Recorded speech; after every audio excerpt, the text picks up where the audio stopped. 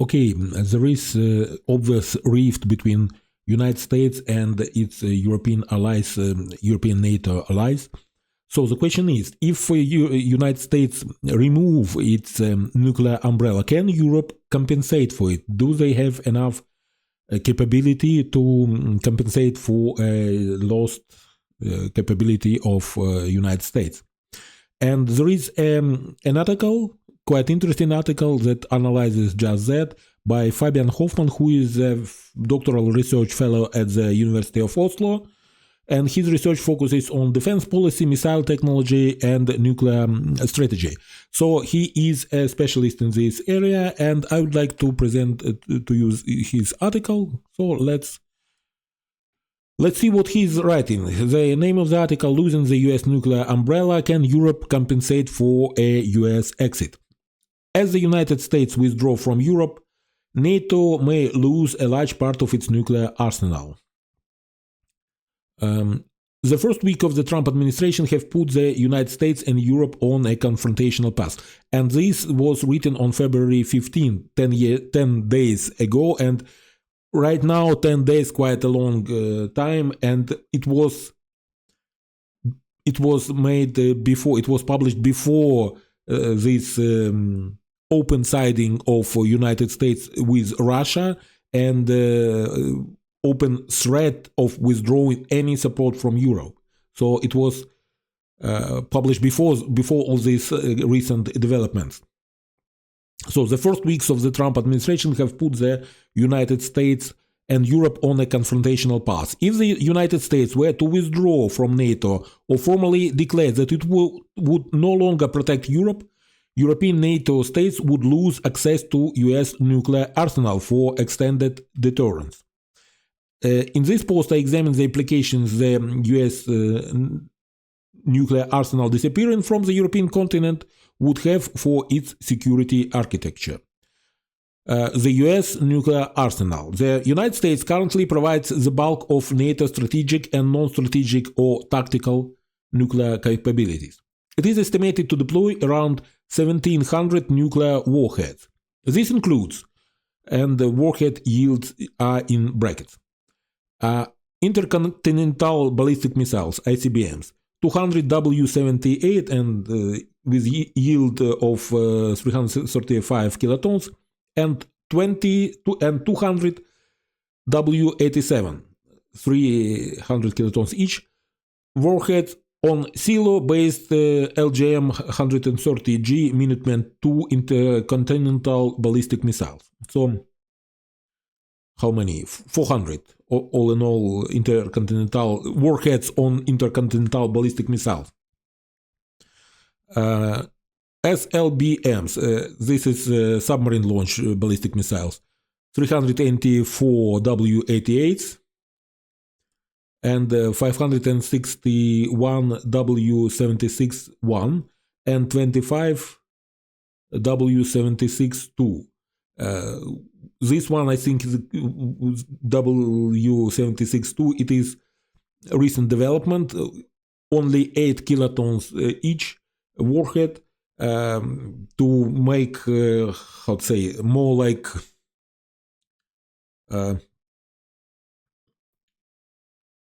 what is the word for that? I mean, to make like a pinpointed strike on a well-known target to eliminate it for sure, but to diminish the damage to the surrounding, diminish the collateral damage. And these warheads are on UGM-133A Trident II submarine launch ballistic missiles. Air launch cruise missiles, 200 W-80 and warheads on AGM-86 air launch cruise missiles. And then gravity bombs, so meaning free fall bombs, 100 B-61 and B-83 nuclear gravity bombs for delivery by designated B-2A Spirit bombers. You know, these alien-looking stealth bombers. Additionally, the US forward deploys around 100 B-61s nuclear gravity bombs in Europe with 60 earmarked for delivery by NATO dual-capable aircraft from Belgium, Germany, Italy, the Netherlands, and Turkey. If the United States were to leave NATO or simply declare its unwillingness to support NATO member states, NATO would lose access to this nuclear arsenal. Nuclear mission. So, what NATO is supposed to do with this arsenal?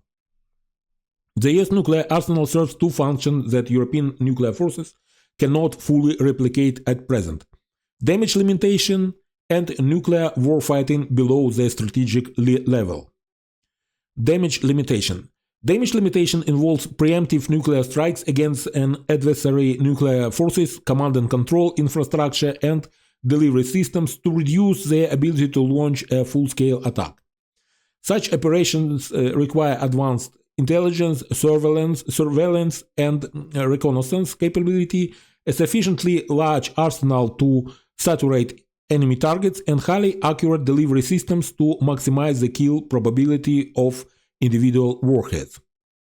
While not officially acknowledged, though the US occasionally hints at it more explicitly, the American nuclear arsenal is in many respects optimized for damage limitation strikes, particularly compared to the French and British nuclear deterrents. No, damage limitation means you just strike, kill as many of enemy warheads and missiles before their launch, so then the less is launched and you have a better chance of survival.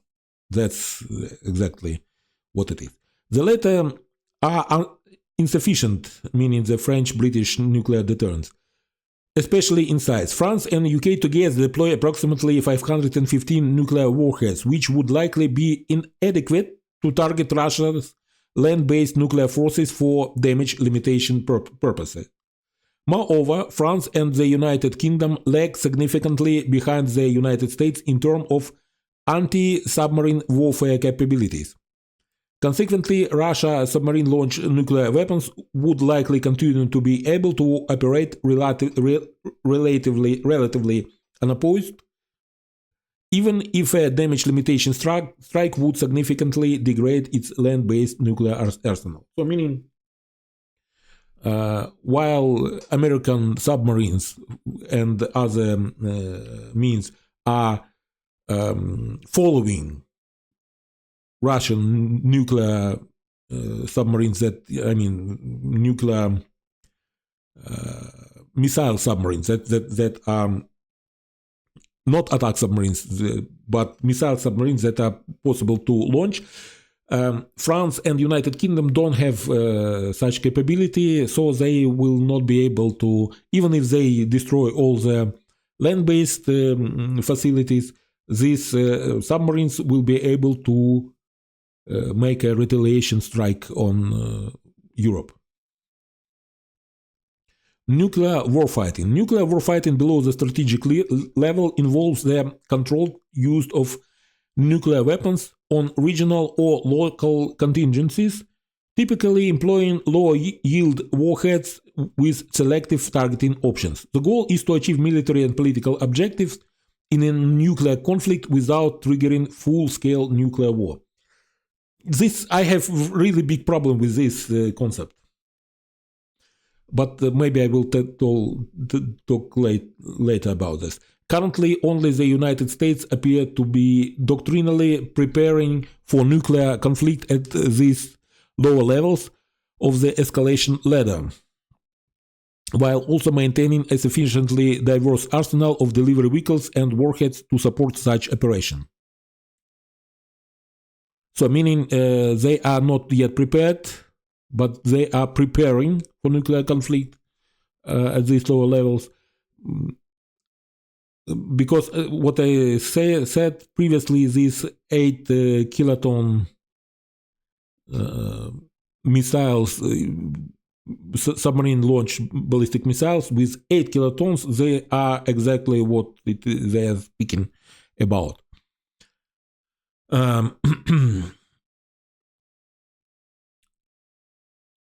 While France has stated that their nuclear SMPA air launch cruise missile serves a deterrent purpose, that then it's sorry, just have trouble understanding the construction of this language. While France has stated that the nuclear SMPA air launch cruise missile serves a different purpose, that its strategic SLBM arsenal mean to deliver a final warning before potential escalation to a full-scale strategic nuclear response, Paris does not doctrinally distinguish between strategic and non-strategic nuclear weapons.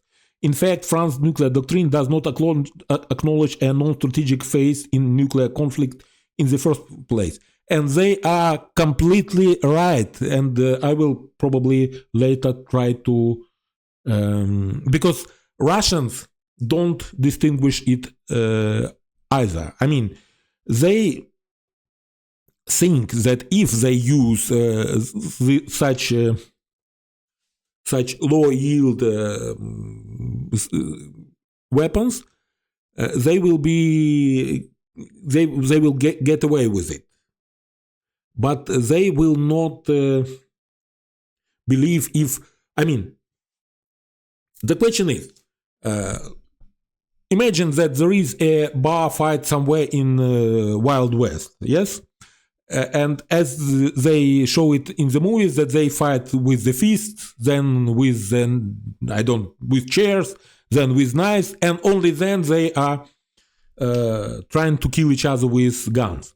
But the more plausible scenario is that they go right for the guns, because you never know if you are trying to fist fight to the other guy.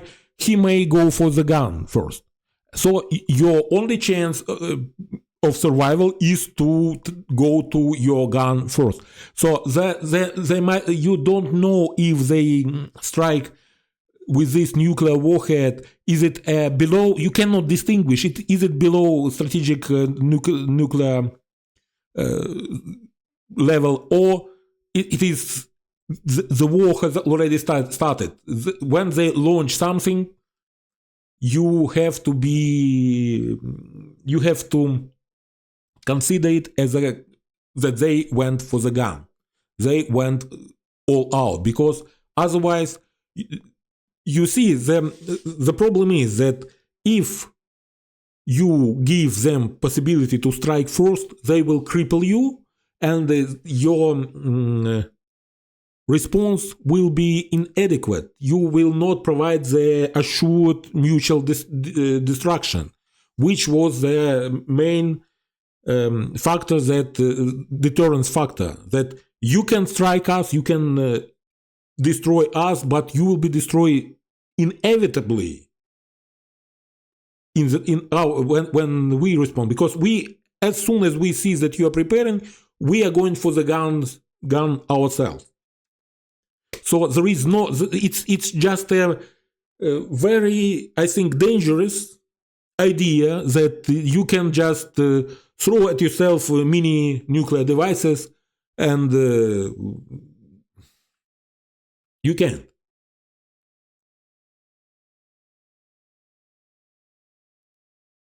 Okay. In contrast, the United Kingdom recognized a sub-strategic role for its nuclear arsenal because they are more aligned with the United States, and this silly idea of sub-strategic nuclear arsenal is originated there, I think. When they started in 70s or in 80s to put...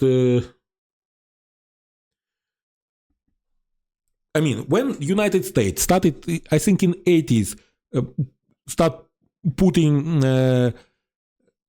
anti-ballistic missile defense near the nuclear facilities, near their silos, Russians, Soviets, it was during Soviet time, Soviet saw that and decided that they are mad. Because they really think that it is possible to have this strategic exchange of nuclear strikes. because the best defense for silos is to launch the missiles. Then you can strike the silos, they are empty. You already, you are late. So the best defense for the nuclear intercontinental ballistic missiles from enemy strike is to launch them. And not wait when you will receive enemy warhead at your launch site and then try to kill it in flight. It's idiotic. It's idiotic. In contrast, the United Kingdom recognized a sub-strategic role for its nuclear arsenal, in principle, preserving the options for limited nuclear strike. The main issue, however, is the limited arsenal depth of low-yield warheads and versatility of the British nuclear arsenal, which arguably restricts its ability to provide a sufficient range and scale of non-strategic nuclear options for nuclear warfighting. While the United Kingdom has reportedly gained access to a low-yield version of its Holbrooke nuclear warhead, its availability is likely very limited. I mean, I don't like this idea of we can just exchange some low-yield nuclear strikes at each other with impunity. The idea of this deterrence, nuclear deterrence, is that you never use it. If somebody even entertains the idea of using nuclear device on anybody, he should be assured that any use of such a device will lead inevitably to his destruction. That nobody will tolerate that. When you are starting to speak such a notion, it means that you are just inviting the strike of the nuclear strike on yourself. I just can't believe what I'm reading here. Implications for NATO's deterrence posture. Traditionally, the United States maintained a damage limitation capability as a part of Cold Era extended nuclear deterrence consensus. This approach discouraged European allies from developing their own nuclear weapons by credibly signaling that, if necessary, the US could preemptively target the Soviet nuclear arsenal before it could be launched, including against European cities. European nuclear powers, particularly France, have stated their willingness in principle to extend their nuclear deterrence to other European states as US extended deterrence becomes increasingly uncertain. However, unlike the US nuclear umbrella, the French deterrent lacks a credible damage limitation capability, so they don't have enough warheads to eliminate Russian launch sites. In essence, France is offering retaliation on behalf of its allies once their existence as sovereign state entities faces an immediate existential threat. This pledge may be somewhat credible for states near France, such as Germany, Belgium, or the Netherlands, where the existential threat to their capitals would likely also threaten Paris. However, it is much harder sell for countries like Finland or the Baltic states, which are geographically distant from France's border. For both France and the UK, acquiring a nuclear damage limitation capability in the short or medium term is unrealistic and likely undesirable. To be clear, the extent to which losing access to a credible nuclear damage limitation or warfighting capability would weaken NATO's overall deterrence posture is a question that remains hotly debated. While answering it is beyond the scope of this post, what is clear is that it would reshape Europe's extended deterrence architecture. The implications of losing access to American nuclear warfighting capabilities are perhaps more straightforward. Analysts frequently debate whether a non-strategic nuclear arsenal is necessary to deter adversaries' non-strategic nuclear forces, and resolving this debate is again beyond what this post is aiming for. However, it is clear that unlike European nuclear powers, Russia places significant emphasis on non-strategic nuclear options, both in doctrine and procurement priorities, because they know that they can strike European countries or Western countries, and they will be hesitant if they strike with some low yield. They will be hesitant to answer with all-out debilitating, devastating strike. So they are more or less willing to play with it, at least to entertain this idea. But they should be shown or persuaded that no, any type of any yield nuclear device, you use it, you are gone. There are no Russia anymore. And I mean, the main idea is to target not the whole Russia, but to say, Mr. Putin, if you do that, you are dead man. You will be in hell. We will wipe you out. You personally, you, not Russia itself, but you personally will be the target of our strike.